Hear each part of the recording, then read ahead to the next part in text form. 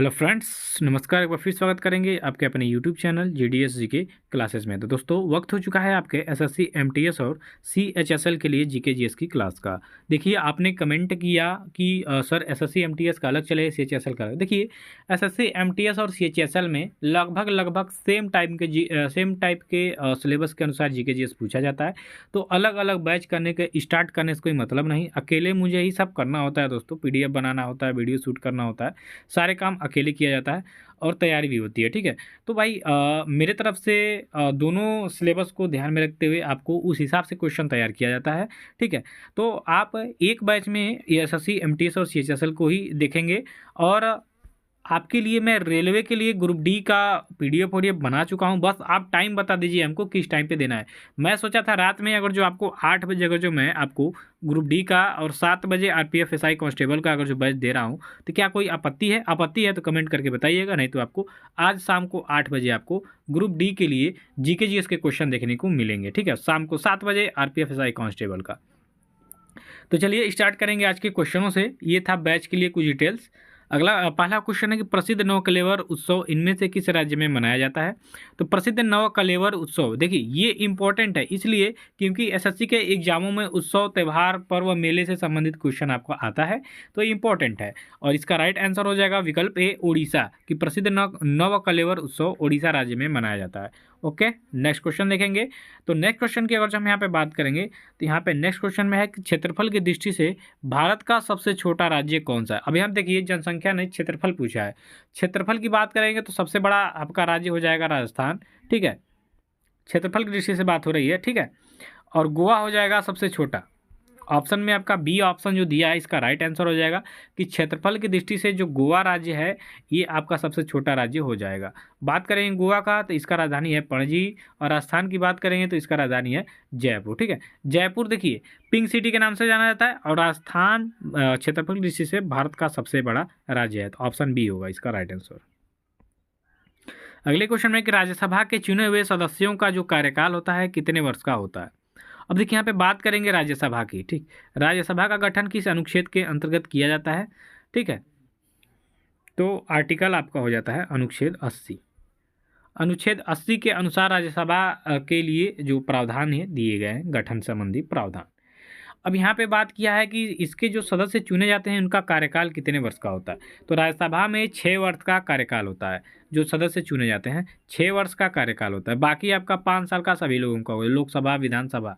ठीक है, तो चुने हुए जो सदस्य होते हैं इनका कार्यकाल होता है 6 वर्ष। राज्यसभा की बात करेंगे तो सबसे उच्च सदन है ये। ठीक, और निम्न सदन आपका लोकसभा होता है। अनुच्छेद 80 में राज्यसभा के गठन संबंधी प्रावधान दिए गए हैं। ऑप्शन सी इसका राइट आंसर होगा। अगला क्वेश्चन देखिए, रियाद किस देश की राजधानी है? बात करेंगे रियाद की, तो रियाद आपके सऊदी अरेबिया जो है इस कंट्री का ये कैपिटल है, सऊदी अरब का। ठीक, ऑप्शन डी इसका राइट आंसर हो जाएगा। ओमान की बात करेंगे तो ओमान का हो जाता है मस्कट, और बांग्लादेश का हो जाता है आपका ढाका, और कुवैत का हो जाता है कुवैत सिटी। ठीक है, तो इन चारों का आपने जान लिया। ओमान का हो जाएगा मस्कट, बांग्लादेश का ढाका, कुवैत का कुवैत सिटी हो जाता है, और सऊदी अरेब का हो जाता है आपका रियाद। तो ऑप्शन नंबर डी इसका राइट आंसर होगा। चलिए नेक्स्ट क्वेश्चन की बात करेंगे कि साइमन कमीशन किस वर्ष भारत में आया था? साइमन कमीशन जो कि भारतीय स्वतंत्रता संग्राम से रिलेटेड ये सारी तरीके हैं, और उस समय अंग्रेजों का शासन रहा था। साइमन कमीशन भारत आया था आपका 1928 में, 1928 में आपका साइमन कमीशन का भारत में आगमन होता है, जिसका काफ़ी विरोध भी हुआ। तो ऑप्शन नंबर ए इसका क्या हो जाएगा? सही उत्तर हो जाएगा। अगले क्वेश्चन की बात करेंगे कि नागार्जुन सागर जो बांध है किस नदी पर बना है? तो नागार्जुन सागर बांध की अगर जो हम बात करेंगे दोस्तों तो ये बना है आपके कृष्णा नदी पे। ऑप्शन नंबर हो जाएगा बी इसका राइट आंसर कि नागार्जुन सागर बांध आपके कृष्णा नदी पे स्थित है। नेक्स्ट क्वेश्चन की बात करेंगे कि हिंदी दिवस आपका कब मनाया जाता है? हिंदी दिवस की बात करेंगे तो भारत में मनाया जाता है ये हिंदी दिवस, और ये मनाया जाता है प्रत्येक वर्ष के सितंबर माह में 14 सितंबर को। 5 सितंबर को राष्ट्रीय शिक्षक दिवस मनाया जाता है, सभी लोग जानते हैं, डॉक्टर सर्वपल्ली राधाकृष्णन के उपलक्ष्य में। और 14 सितंबर को मनाया जाता है हिंदी दिवस। ठीक है, ये राष्ट्रीय डेज है, तो याद रखिएगा। ऑप्शन नंबर सी इसका सही उत्तर होगा। अगले क्वेश्चन में कहा है कि इनमें से कौन सा देश सार्क का सदस्य नहीं है? सार्क कुछ देश का एक संगठन है जिसमें उनके व्यापार समझौते से संबंधित चीज़ें होती हैं। तो सार्क का इसमें से कौन सदस्य नहीं है? तो म्यांमार जो है ये आपका सार्क का सदस्य नहीं है। बाकी आपका नेपाल, अफ़गानिस्तान और बांग्लादेश ये सभी सार्क के सदस्य देश हैं। इसका सार्क की बात करेंगे तो इसका काठमांडू में मुख्यालय है, ठीक। और इनमें म्यांमार आपका सम्मिलित नहीं है। तो ऑप्शन डी इसका सही उत्तर होगा। अगला क्वेश्चन है, किस रेलवे स्टेशन का नाम आदिवासी रानी कमलापति के नाम पर रखा गया?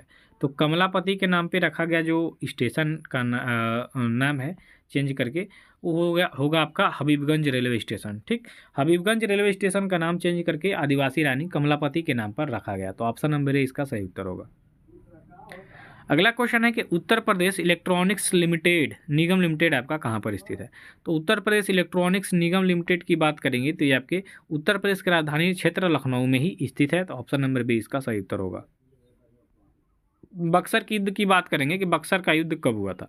देखिए, बक्सर का युद्ध बहुत निर्णायक युद्ध है क्योंकि इस युद्ध के बाद अंग्रेजों का प्रभुत्व भारत पे लगभग हो ही गया था। 1764 ईस्वी इसका राइट आंसर हो जाएगा कि बक्सर का युद्ध आपको हुआ था 1764 ईस्वी में। ऑप्शन नंबर सी सही होगा। नेक्स्ट क्वेश्चन है आपका कि संवाद कौमुदी के संपादक कौन थे? संवाद कौमुदी की बात करेंगे तो राजा राममोहन राय जी इसके संपादक थे। ऑप्शन नंबर डी इसका राइट आंसर हो जाएगा, संवाद कौमुदी। अगला क्वेश्चन होगा कि सुभाष चंद्र बोस को नेताजी की उपाधि किसने दिया था? तो सुभाष चंद्र बोस की बात करेंगे तो भारत के महान स्वतंत्रता संग्रामियों में से एक हैं और इनका नाम काफ़ी ज़्यादा चर्चित भी है विदेशों में भी और भारत में भी। तो एडोल्फ हिटलर जो कि सुभाष चंद्र बोस के काफ़ी ज़्यादा मित्र थे, करीबी थे, इन्होंने इनको नेताजी की उपाधि दी थी। तो ऑप्शन नंबर ए इसका राइट आंसर हो जाएगा। अगला क्वेश्चन है कि कांग्रेस का प्रथम विभाजन कब हुआ था? तो कांग्रेस की बात करेंगे तो कांग्रेस आपका 1907 में इसका प्रथम विभाजन होता है और 1885 ईस्वी में इसका जन्म अर्थात इसकी स्थापना होती है और 1907 में इसका विभाजन होता है प्रथम बार। तो ऑप्शन नंबर बी इसका राइट आंसर होगा। अगला क्वेश्चन है कि 7 टापुओं का नगर किसे कहा जाता है? तो यहाँ पे 7 टापुओं की बात करेंगे तो 7 टापुओं का नगर कहा जाता है आपके मुंबई को। ऑप्शन नंबर हो जाएगा सी इसका राइट आंसर। अगला क्वेश्चन है कि अंध महाद्वीप किसे कहा जाता है? अंध महाद्वीप की अगर हम बात करेंगे तो ये कहा जाता है अफ्रीकी महाद्वीप को। ऑप्शन नंबर डी इसका राइट आंसर हो जाएगा। नेक्स्ट क्वेश्चन देखिए, जापान की मुद्रा का क्या नाम है? तो दोस्तों जापान की जो मुद्रा है इसका नाम है येन। क्या है? येन। येन आपके जापान की मुद्रा का नाम है। जापान की राजधानी की बात करेंगे तो जापान की राजधानी आपकी टोक्यो और यहाँ की मुद्रा का नाम है येन। तो ऑप्शन नंबर ए इसका क्या हो जाएगा? सही उत्तर हो जाएगा।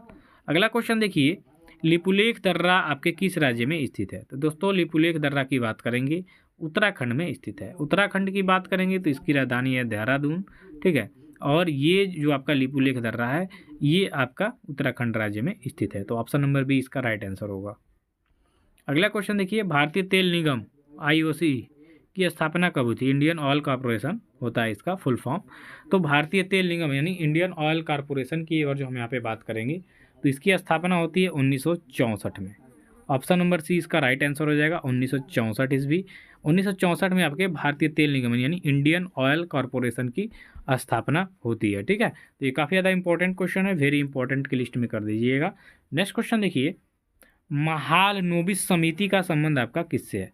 तो महालनोबिस की समिति की अगर जो हम यहाँ पे बात करेंगे तो महालनोबिस, ठीक है।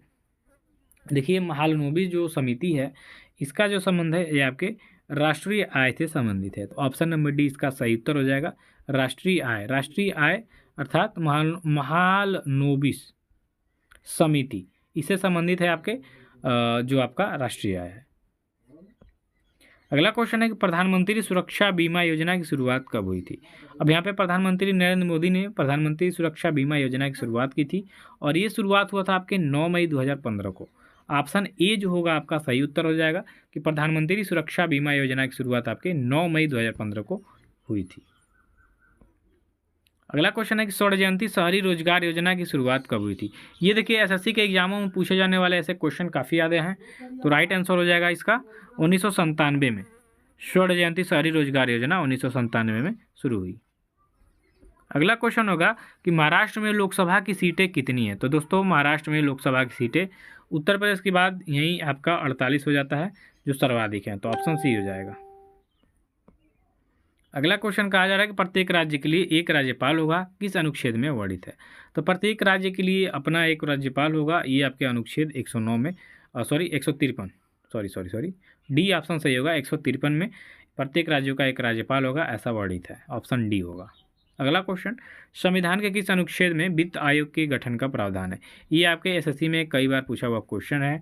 तो वित्त आयोग संबंधी प्रावधान आर्टिकल 218 में है, यानी अनुच्छेद 280 में आपके वित्त आयोग के गठन संबंधी प्रावधान दिए गए हैं, तो ऑप्शन नंबर ए इसका राइट आंसर हो जाएगा।